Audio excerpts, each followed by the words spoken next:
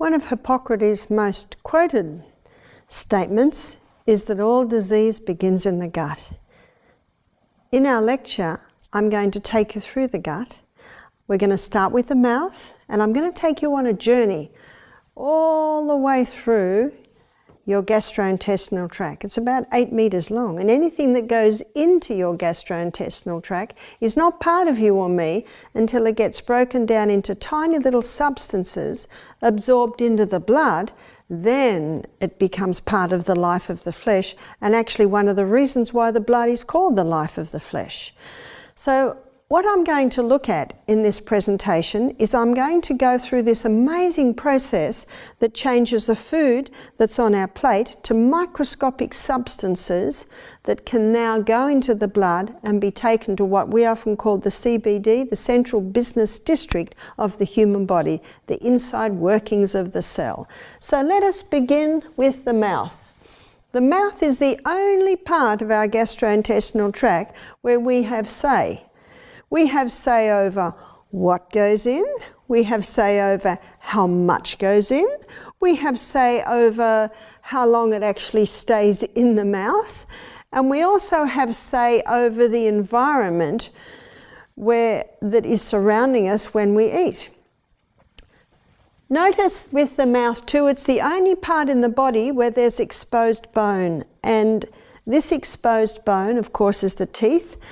And the teeth play a very important role in digestion because the teeth's main role is to break the food up into tiny little particles. You see, the tinier the particles are broken up, the larger the surface area is for the gastric enzymes to work on. So very important that we chew, chew, chew. And in this very fast society, many people eat just too fast. And there's no teeth anywhere else in our gastrointestinal tract. This is the only place where it can be chewed. So very important to chew the food very well. In the mouth, the pH is alkaline. And one food that's broken down in the mouth is starch. So starch would be all the cereals, breads, biscuits, pastas, things like that. And the enzyme that breaks down the starch is ptyalin.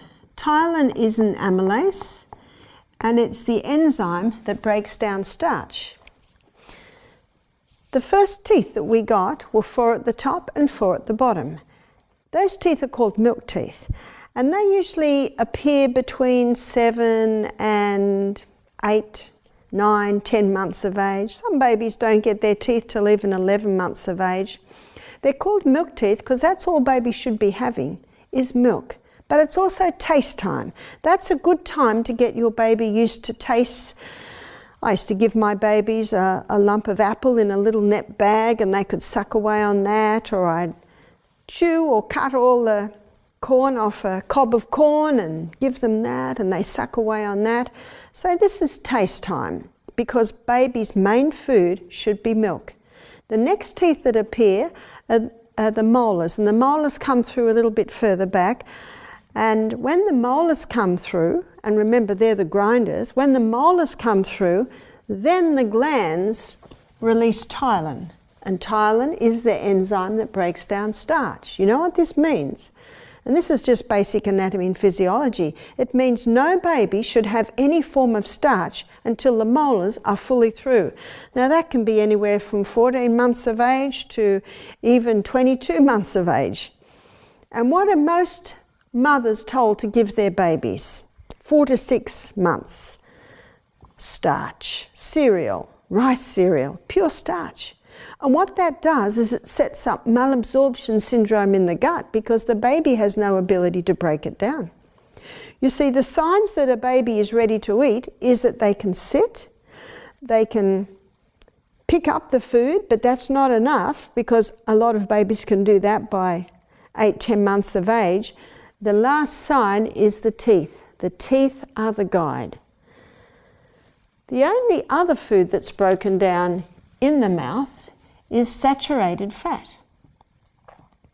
Saturated fats, and I'm particularly referring to the coconut oil, the best, has got medium chain fatty acids and short chain fatty acids. And it's the medium and the short chain fatty acids that are broken down in the mouth. Underneath the tongue there are sublingual glands, and those sublingual glands release lingual lipase. And lingual lipase particularly or specifically is the lipase that breaks down your medium and your short chain fatty acids. That's the only digestion that happens in the mouth. The other fats, they're broken down later on. Now we come down into the stomach. That is the next point of stoppage for your food. Notice that the food comes through the cardiac sphincter. It's called the cardiac sphincter because of its relationship to the heart. And it's a muscle. And if that muscle's not working well, the acid from the stomach can come up. One lady said, I have a very acid stomach. I said, how do you know? And by the way, we should all have an acid stomach because it's only in an acid stomach that the stomach enzymes can work. This lady said, well, it comes up all the time. That doesn't mean you got too much acid. It means there's something wrong with your cardiac sphincter. And one of the reasons cardiac sphincters get weak is because people are eating their main meal at night.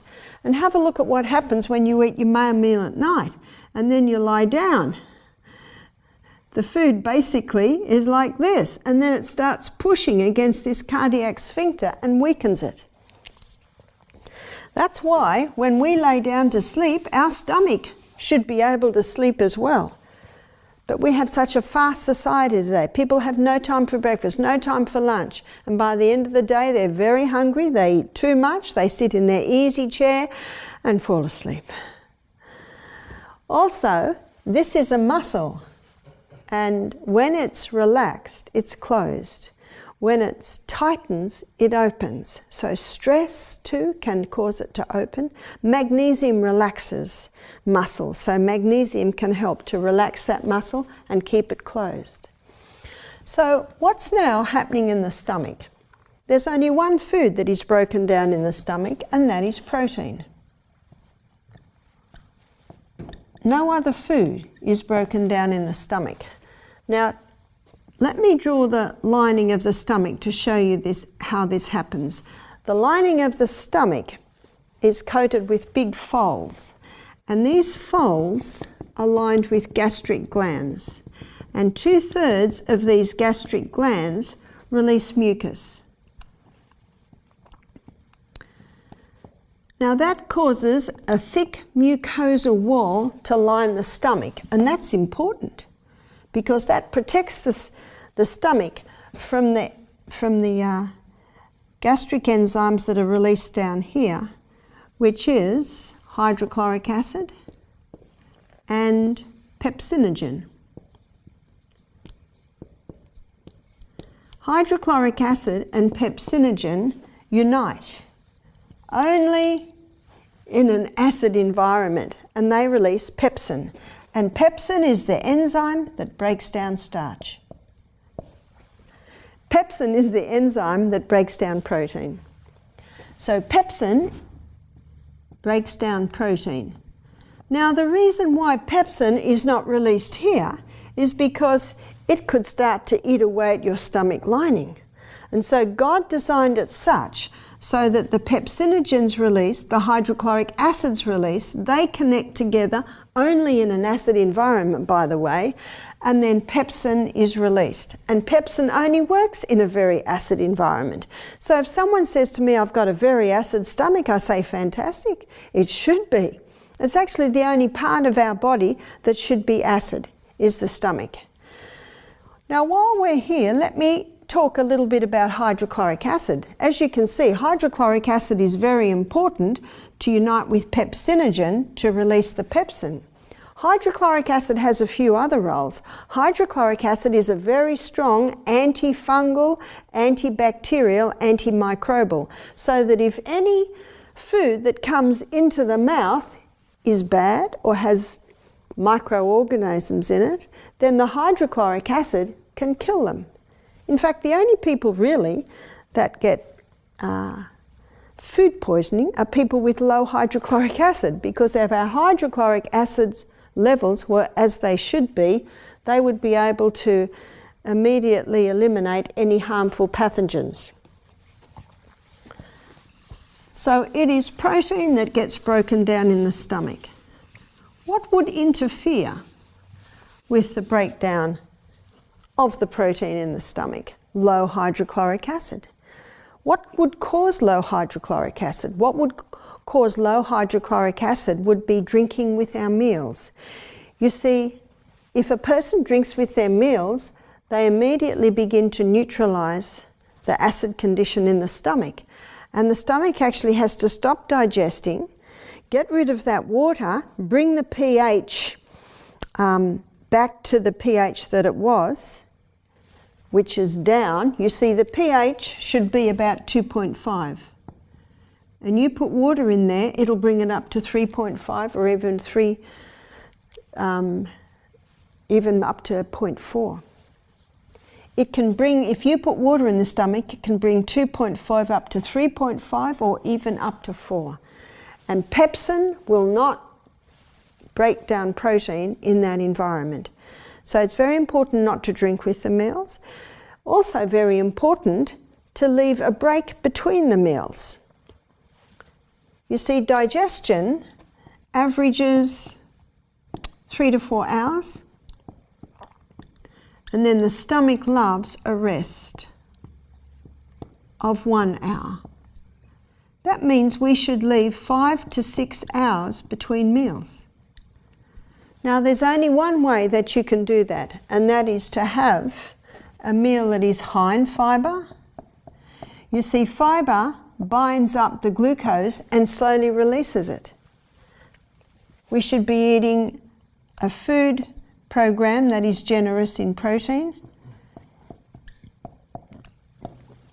And the reason why protein keeps the food in the stomach longer is because that's where protein is broken down. And the best protein are your vegetarian, your plant proteins like legumes and nuts, seeds.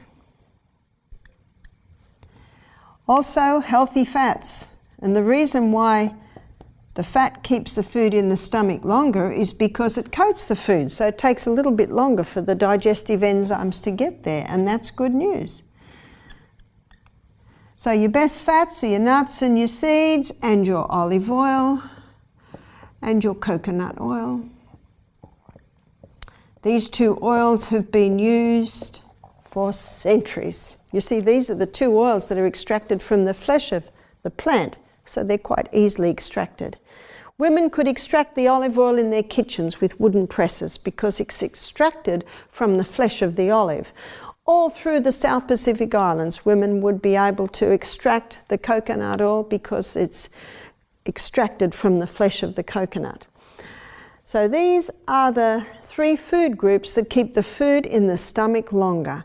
They actually give a nice, constant delivery of fuel, which is what every cell in the body needs.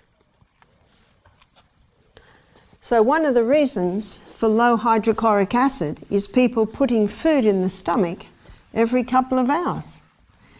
You see, the pyloric sphincter, which is the valve at the bottom of the stomach, it has sensors. And when the food comes in, it has sensors that can sense at what stage it's broken down. When it's broken down, the sensors get the message and pyloric sphincter opens and the food starts to come in. Let's say 2 hours after eating, the person has a pie or a sandwich or a cup of tea and a biscuit, a cup of tea and a cake. Or maybe they're really healthy and it's an apple and a handful of nuts. As soon as it comes in, pyloric sphincter shuts the gate. Something's just come in that's not broken down. Breakfast sits here while morning tea gets broken down, joins breakfast after maybe in 1.5 hours and 2 hours, then pyloric sphincter open and starts to take more through. And 2 hours later, lunch. Soon as lunch comes in, pyloric sphincter shuts the gate. Something's just come in that's not broken down. This explains why the research is showing that food, breakfast even, can still be in the stomach at the end of the day. Not all of breakfast, but remnants of breakfast. That's why we need to be eating breakfast like a king, lunch like a queen, and tea like a pauper, and then we will easily go the distance. Many stomachs wear out because too much food is taken at night. When we sleep, our stomach wants to sleep too. And if we eat breakfast like a king and lunch like a queen and tea like a pauper, I think in America you call it supper. And you know, sometimes paupers don't eat.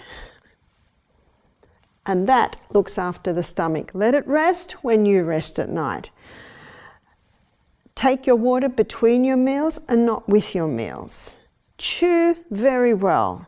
Make sure it's a happy environment when you're eating. No controversial issues should be discussed when you're eating a meal. One writer said it like this: cast off care and anxious thought when you sit to dine, because that stops the release of the digestive enzymes.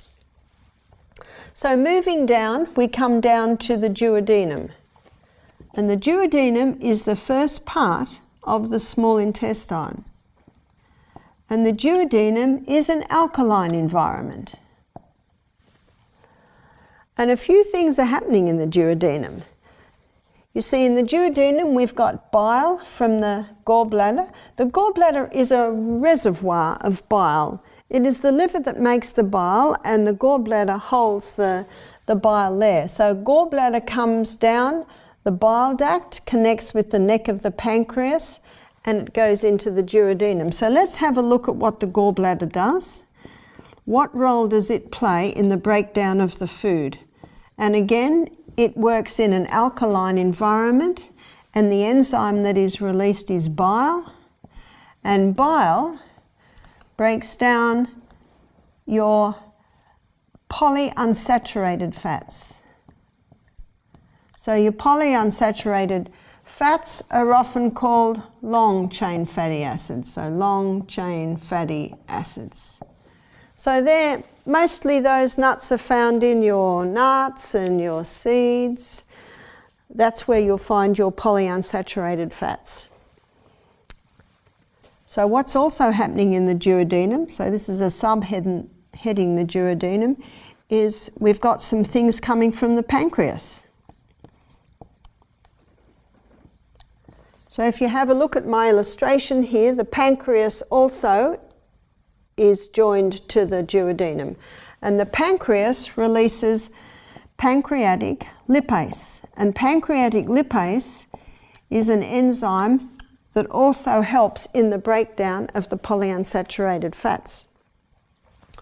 From the pancreas, we've also got pancreatic amylase. Now remember, ptyalin is an amylase. This is, the amylases break down the starches. Starch digestion began in the mouth. It's put on hold, especially when it goes through the acid environment in the stomach. When it comes down to the duodenum, where it's alkaline again, now pancreatic amylase finishes or finalizes the digestion of starch. Again, that's your cereals, your breads, your pastas, cakes, etc. Also from the pancreas is released trypsin. And trypsin is an enzyme that breaks down protein. So this is where your protein digestion is finalized. The pancreas also releases chymotrypsin. And chymotrypsin is the other enzyme that breaks down protein. So you can see starch digestion starts in the mouth, it's put on hold through the acid environment, and then it's finalized with an enzyme from the pancreas called pancreatic amylase is your starch. So starch starts in the mouth and it's finalized by the pancreas in the duodenum. With your fats, it's only your saturated fats that are broken down in the mouth by lingual lipase. They're your short and your medium chain fatty acids. All the other fats are put on hold till they come to the duodenum, and the pancreas releases pancreatic lipase, and the gallbladder releases bile, and they are the two enzymes that work together to break down the long chain fatty acids, basically your polyunsaturated fats. Your protein digestion is begun under the action of pepsin in the stomach, and then when it gets down to the duodenum, the pancreas finalizes the protein digestion with the enzyme trypsin and chymotrypsin. So that's how your digestion happens. Most people don't realize that your digestion is not happening in your stomach. Starch starts in the mouth, is finished in your duodenum. Your saturated fats are in the mouth. Only protein is broken down in the stomach, but even then it's not completely broken down. It is finalized when we come to the duodenum. But as you can see, like by this illustration, your main organ of digestion is the pancreas.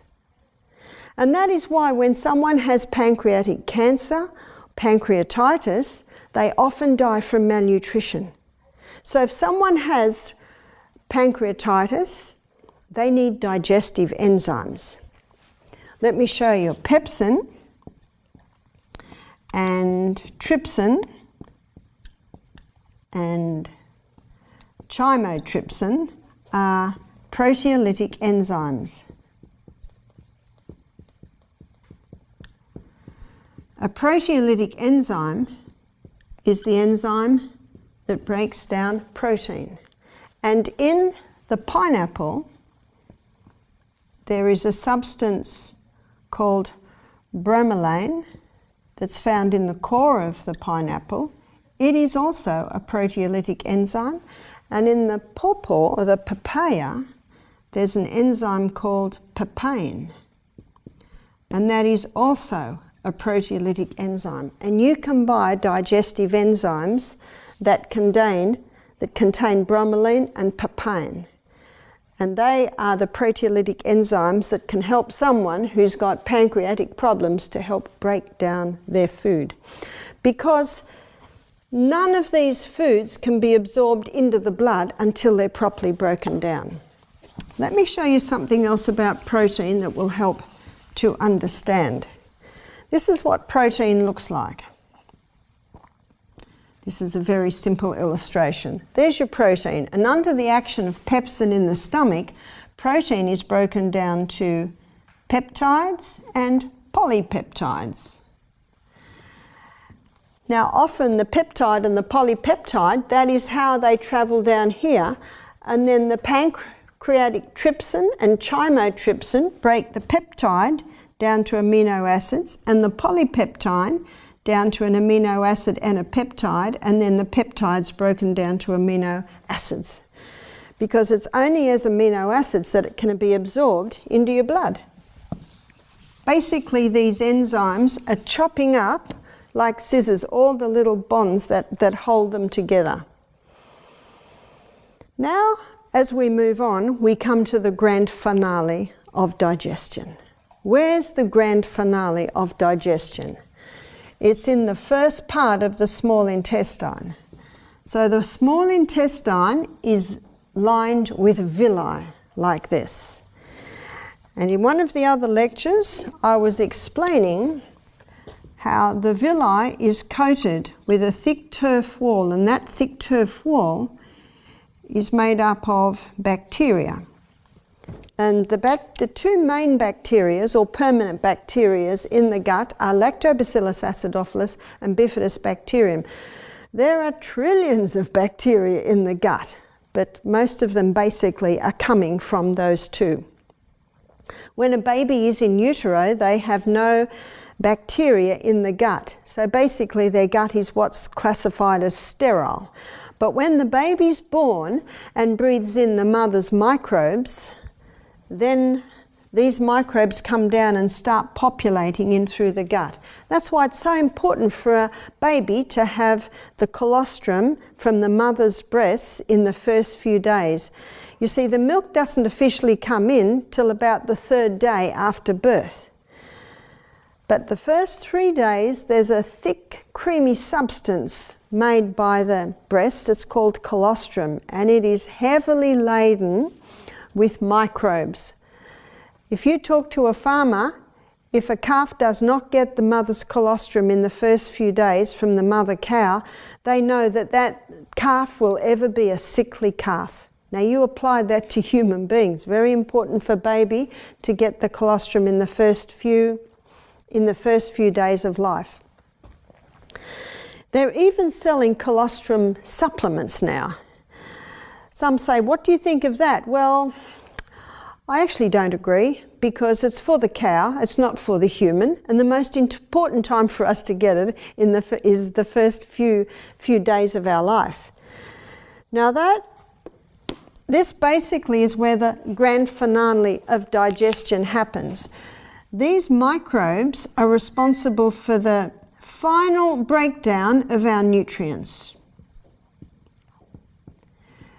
These microbes, often called the healthy bacteria or the healthy flora, they are also responsible for the absorption of our nutrients through that brush layer, that thick turf wall of microbes, and into the blood. These microbes also play a protective role. So they play a protection role. They are protecting the blood from any harmful microbes that may be in the gut. This thick turf wall also serves as a source of nourishment for the cells that line the gastrointestinal tract. The cells that line the gastrointestinal tract are remade every 3 to 5 days. So one writer called that's the nursery. That's where the new cell is made. It travels up and then away it goes every 3 to 5 days. And this little cell is nourished by this gut flora. So you can see that this gut flora is very, very important. They have found that babies born via caesarean section, they don't have gut flora in their gut, they have skin flora. And they have found that babies born via caesarean section are more prone to allergies. They're not as strong a baby, they're a bit more sickly a baby. So what can a mother do if she has had to have a caesarean? Well, she can paint her nipple with a little probiotic powder first thing in the morning. And I would do that for a couple of weeks, and that will help encourage the baby's gut to be lined with the proper flora. One British he was a British endocrinologist, and he was an obstetrician, so he was specialising in birth. He maintained that 80% of babies born via caesarean section were unnecessary. He also maintained that 80% of hysterectomies were unnecessary. Sometimes things are done a little bit too soon. You see, women's bodies were made to birth, but it is also a woman's responsibility to be eating nourishing food, to be exercising through her pregnancy, to have adequate water, and to read about birth so that she is educated in what's about to happen to her. And most women would birth a lot easier if they did that. A lot of women just let their bodies go, they don't exercise, they don't eat nourishing food, and so it's very difficult for that body to go through birth. So I feel sorry for doctors, because often they are forced to take these steps because the woman has not looked after herself to be able to do it naturally. I call this the grand finale of digestion. Now let me show you what's in the villi. Inside the villi is a lacteal. That's part of the lymphatic system, and then throughout the villi is the blood capillary network. And these microbes are absolutely essential for the final breakdown, the absorption of the nutrients through to the blood, and protecting the blood from any harmful pathogens that might be in the gut, and also for nourishing that gut flora. So what would break down this gut flora? Let's make a list of what can break down gut flora. Antibiotics. One professor of nutrition stated that taking an antibiotic is like dropping an atomic bomb in the gut. What did the atomic bomb do? Basically wiped out the good and the bad. It doesn't distinguish. So antibiotics help to break down that thick flora that's lying in the gut. Also, the contraceptive pill. All your statin drugs, they're your cholesterol lowering drugs. Cortisone. And also a lot of your pain-killing medications. All of these have the ability to compromise the gut flora. Pain-killing meds. All have the ability to break down the gut flora.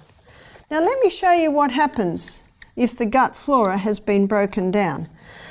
By the way, let me give you a scenario. I have had quite a few women, pregnant women, contact me and say, Barbara, I have just had a test for strep B. I have strep B. The doctor says I must have an antibiotic drip through my labour.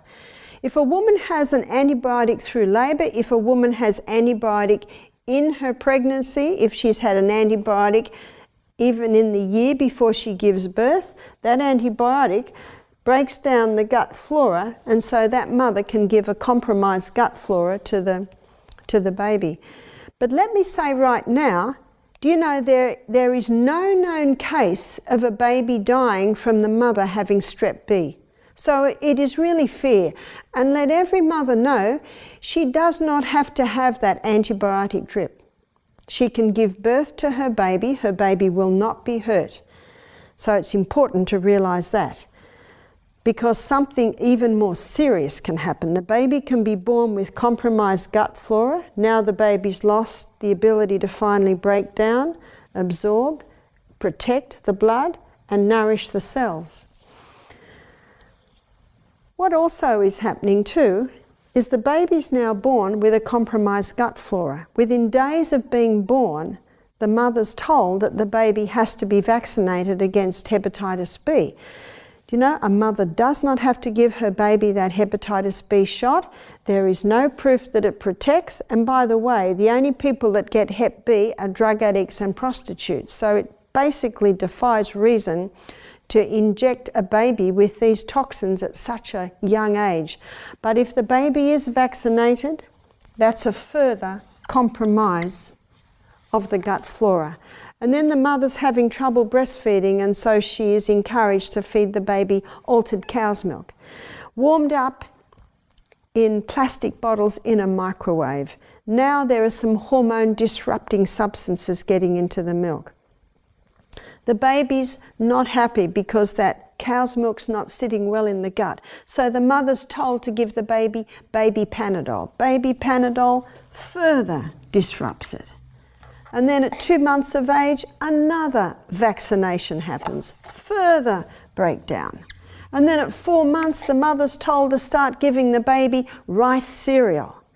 And only a week after that, the baby's vaccinated again. The amount of women that have said to me after the 4-month vaccine, the lights went out in their baby's eyes.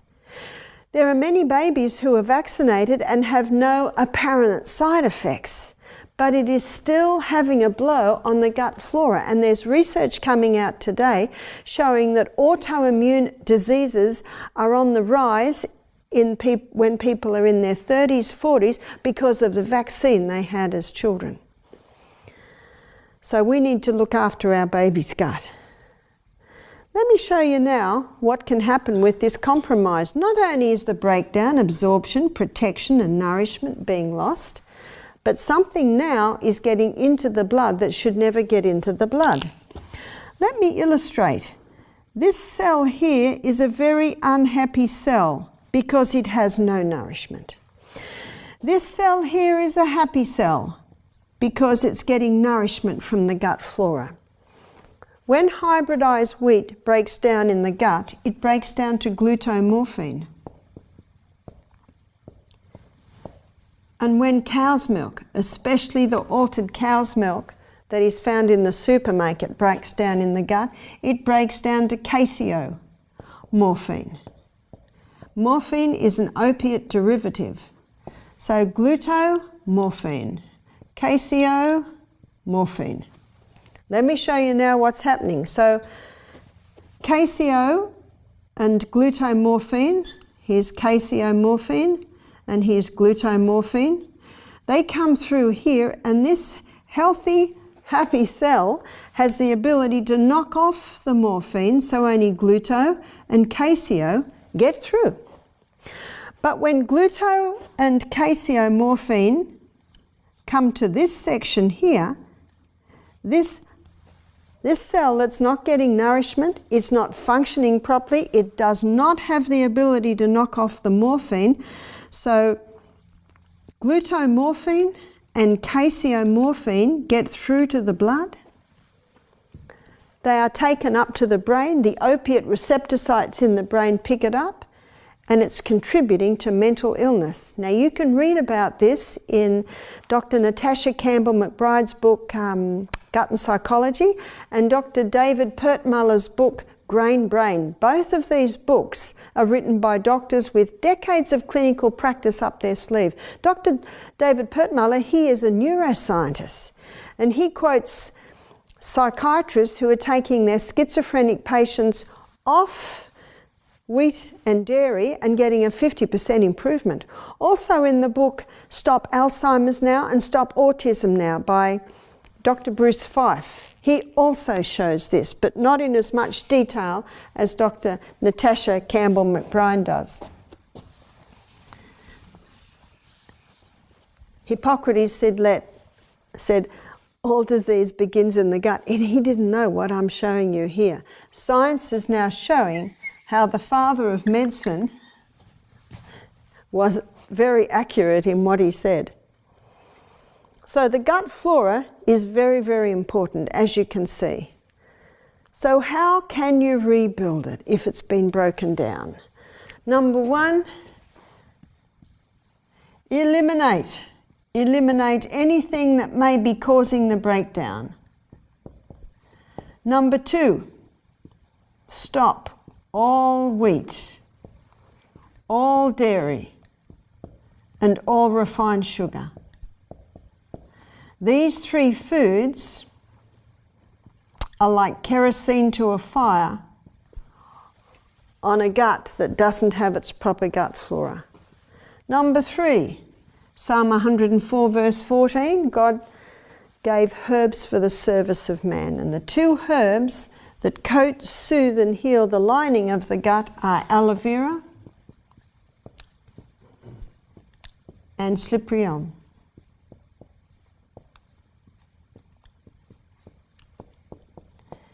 There is no need to take both together, but there's definitely a need to take them when the gut is not working well. I had a lady come to a presentation I gave like this in New Zealand. When I'd finished the presentation, she said, Barbara, what you are telling me, no one has ever told me. I have had Crohn's disease for 30 years. She said, I go to the bathroom 6 times a day. I am still bleeding, I have pain, and she's on medication. 2 days later, so this was Tuesday night, Thursday night she came up to me and she had a big smile on her face. She said, I'm no longer bleeding. She said, I have no more pain, and my bowel movements have gone from 6 a day down to 3 a day. That's 2 days. 2 days. Very quickly the gut responds because these cells are remade every 3 to 5 days. Most people are not aware of how irritating these three foods are to the lining of the gut. So once you start implementing this, the results can happen quite quickly. Coming down to the end of the small intestine, by then most of the nutrients are absorbed. So the only thing really that's coming down here is basically fibre. It is at the last part of the small intestine. This is the ileocecal valve here, so this is called the ileum, and this is where our B12 is absorbed.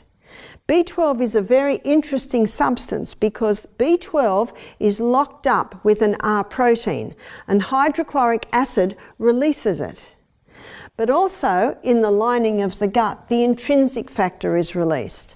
So the B12 released from its R protein and the intrinsic factor basically link halfway down the small intestine, and then they're absorbed just before the end of the small intestine before it goes into the large. Most people with low B12, it's because they have a compromised gut. Maybe they're drinking with their meals, maybe they're eating every couple of hours, and the hydrochloric acid is not high enough to liberate the vitamin B12 from the R protein, or maybe they're drinking too much with their meals and eating all day long, or eating a big meal at night, and so the intrinsic factor's not being released. This is why we always have to put the detective hat on and find out, why are these things so? Especially when you meet people, which I have, who are having vitamin B12 injections every couple of months. There's something wrong. What's the definition of insanity? To do what you've always done and expect different results.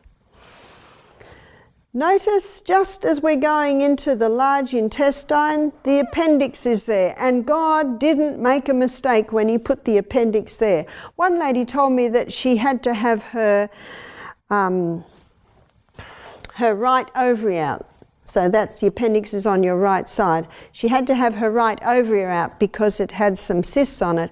And when she was recovering and the doctor came in, he said, "Oh, by the way, I took your appendix out too." Whew. He has no right to do that. We need these body parts. He just thought, while I'm there, now it won't cause you any problems. But the appendix is important. The appendix has two main roles. One of its name is the colon's oil can, because it lubricates the contents to take it through with a lot more ease. It also releases antibacterial fluid. And if what's coming out of the small intestine is pretty toxic, then the appendix needs to release a lot of antibacterial fluid. Well, what would be toxic? Dogs can get away with eating meat because their gastrointestinal tract is probably only about 1.5 meters long. Ours is 8 meters long. So by the time meat gets all the way down here, it's starting to putrefy. Now that's pretty toxic. And if the person had a glass of wine and, say, a bowl of ice cream, sugary, milky ice cream, that's further causing toxicity. So what's coming out of here, it's pretty nasty. And so the appendix releases antibacterial fluid to calm it down while it gets through and finally comes out. That's why if someone insists on eating meat, I say you've got to eat a lot of vegetables to try and get that through quickly. Now, one of the main functions of the large intestine is to take water out, so stools are formed, because the matter, when it comes from the small into the large intestine, basically is liquid. And so what the large intestine does is it takes water out, so by the time we're getting down to the end of the descending colon, this is the ascending colon, transverse colon, descending colon. By the time it gets down there, then it begins to have form. Now, if the person chewed too fast, big lumps come into the stomach, they're drinking with their meals, so the protein's not getting broken down properly. They come to the duodenum, and trypsin and trimotrypsin come along, but they can't do a lot because the protein hasn't had its first breakdown. And so the protein doesn't even get absorbed into the gut. It comes into the large intestine, partially digested protein. The large colon then has to create a lot of bacteria to try and calm it down so that it won't hurt you and get it through. And they are finding now that people that live on antacids, a lot of antacids, of course, stop protein digestion, they're finding that they're getting colon cancer. For years and years, the protein hasn't been able to be broken down. It gets down to here, and then the colon has to create a lot of bacteria to try and calm it down. Notice with the colon, there are lots of little grooves in and around the colon. When a person is having a refined diet of white bread, white pasta, white cereal, lots of sugar biscuits and meat, none of those things have fibre. So it's very easy for them to get caught, especially in these. This is called the hepatic flexure, this is called the splenic flexure, and things get caught in there and they can actually start to rot and break down. You'll find countries that are high meat eaters, they have the highest incidence of colon cancer. My daughter's neighbour had colon cancer. He eats all refined foods, lots of meat. He's an accountant. He sits at the desk all day. He doesn't drink water because he doesn't want to have to keep going to the bathroom. So that is a recipe for colon cancer. This colon needs to be swept every day and fibre sweets it. This colon also needs to be stimulated so it keeps moving, and that's what the fibre does. So by the time we get down to the last part of the small intestine, then we have stools formed. Now if the person's dehydrated, more water gets taken out than should be taken out. Now we're left with cement and rabbit pellets, and very hard to come out. Notice here there's a loop, and that part of the colon is held up by a muscle called puborectalis, and we're very glad for puborectalis because puborectalis prevents incontinence. And when a person sits on the throne like this, puborectalis remains firm. But if a person squats, and you can mimic the squatting position by buying a little stool. When the person squats, and there are many countries in this world that still, they squat. And it's the most natural position to when you go to the bathroom. The puborectalis now relaxes. And when puborectalis relaxes because of the squatting position, then the colon opens. And when the colon opens, it's a lot easier to come out. Forgive my drawing, I'm not a great drawer. We better put the head up here, I think, and make it a little bit more realistic. You can also, I think it's Bed Bath & Beyond is a shop in America. They sell squatty potties now. And squatty potty is a little stool that sits around the toilet.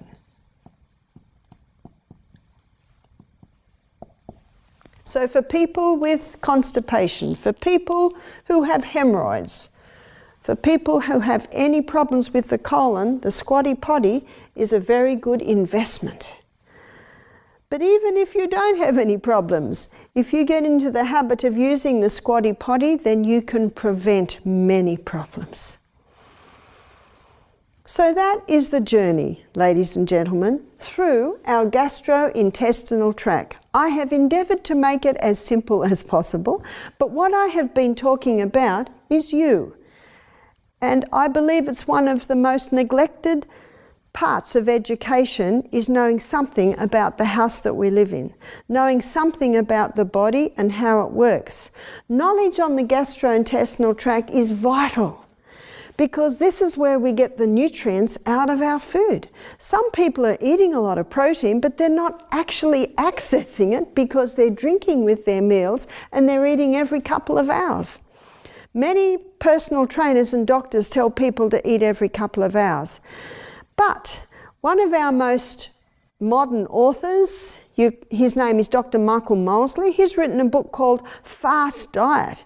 And it's one of the only modern authors that I've read of that's saying, no, we need to have breaks between our meal. It's called Fast Diet because he says fast between the meals. It's really not a fast. Most digestion happens in 3 to 4 hours, and then our stomach needs a 1 hour rest. You're not going to die of starvation in that hour, because as you can see by what I've shown you, even when the stomach's empty, the food's being absorbed in the small intestine. Your cells are still getting that. Many people that get hungry 2 hours after a meal, it's because they're thirsty, and the body often doesn't know the difference between thirst and dehydration. My son Peter came to me once, I think he was 15, he said, "Mum, the water's not doing it anymore." I looked at my clock and said, "Great, it's lunchtime. It's time to eat." And that's what you will find. In my home, when my little grandchildren there, if they don't want to drink Before breakfast, I say, sorry, sweetheart, you won't be able to have breakfast. But you know what you'll find? I do this with my grandchildren. They have half a glass of water, and then they can have a crystal of Celtic salt, and they love that. And then another glass of water. Because you notice, if you don't get your children to drink half an hour before the meal, as soon as they've finished eating, they want to drink. It's because they're thirsty. A lot of digestive juices, obviously, are made from water. So if you're dehydrated, you're not going to be able to digest your food properly. So please, have a respect for these delicate organs of digestion that God has given us, because right physical habits promote not only mental superiority, but long life and strengthen the human body.